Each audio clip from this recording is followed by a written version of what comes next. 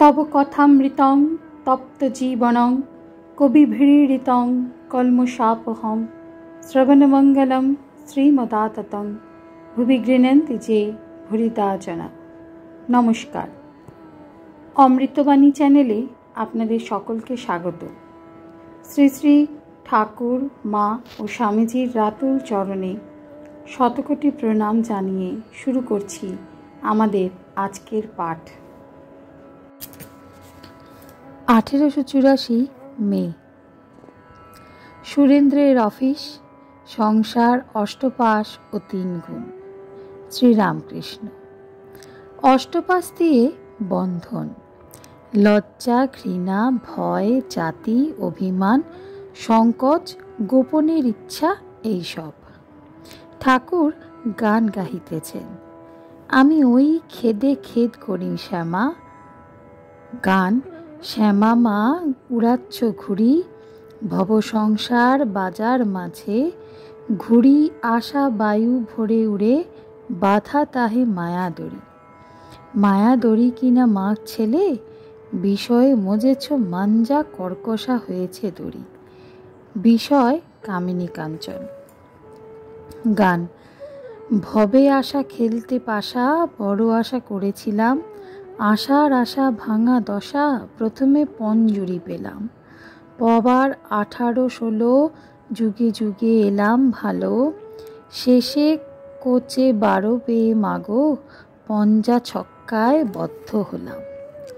6, 2, 8, 6, 4, 10, কেউ নয় মা আমার বশ, খেলাতে না পেলাম যশ, এবার বাজি ভোর হইল। পঞ্জরি অর্থাৎ পঞ্চভূত। পঞ্জা ছক্কায় বন্দী হওয়া অর্থাৎ পঞ্চভূত ও 6 রিপুর বশ হওয়া। 6, 3, 9 ফাঁকি দিব। 6কে ফাঁকি দেওয়া অর্থাৎ 6 রিপুর বশ না হওয়া। 3কে ফাঁকি দেওয়া অর্থাৎ 3 গুণের অতীত হওয়া। সত্য, রজ, তম এই 3 গুণেতেই মানুষকে বশ করেছে। 3 ভাই। সত্য থাকলে রজকে ডাকতে পারে, রজ থাকলে তমকে ডাকতে পারে। 3 গুণই চোর। তমগুণে বিনাশ করে, রজগুণে বদ্ধ করে, সত্যগুণে বন্ধন খোলে বটে, কিন্তু ঈশ্বরের কাছ পর্যন্ত যেতে পারে না। বিজয়।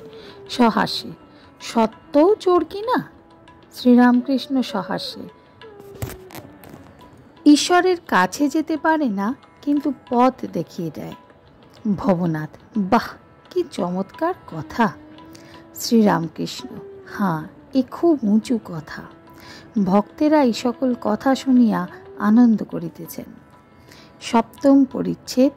বিজয়, কেদার প্রভৃতির প্রতি কামিনী কাঞ্চন সম্বন্ধে উপদেশ। শ্রীরামকৃষ্ণ। বন্ধনের কারণ কামিনী কাঞ্চন। কামিনী কাঞ্চনই সংসার। কামিনী কাঞ্চনই ঈশ্বরকে দেখতে দেয় না। এই বলিয়া ঠাকুর নিজের গামছা লইয়া সন্মুখ আবরণ করিলেন, আর বলিতেছেন, আর তোমরা দেখতে পাচ্ছ এই আবরণ? এই কামিনী কাঞ্চন আবরণ গেলেই চিদানন্দ লাভ। দেখো না, যে মাঘ সুখ ত্যাগ করেছে সে তো জগৎ সুখ ত্যাগ করেছে। ঈশ্বর তার অতি নিকট। কেহ বসিয়া কেহ দাঁড়াইয়া নিঃশব্দে এই কথা শুনিতেছেন। শ্রীরামকৃষ্ণ। কেদার, বিজয় প্রভৃতির প্রতি মাঘ সুখ যে ত্যাগ করেছে সে জগৎ সুখ ত্যাগ করেছে। এই কামিনী কাঞ্চনী আবরণ। তোমাদের তো এত বড় বড় গোঁফ, তবু তোমরা ওইতেই রয়েছ। বলো, মনে মনে বিবেচনা করে দেখো। বিজয়। আজ্ঞা, তা সত্য বটে। কেদার অবাক হইয়া চুপ করিয়া আছেন। ঠাকুর বলিতেছেন, সকলকেই দেখি মেয়ে মানুষের বশ। কাপ্তেনের বাড়ি গেছিলাম, তার বাড়ি হয়ে রামের বাড়ি যাব, তাই কাপ্তেনকে বললাম গাড়ি ভাড়া দাও।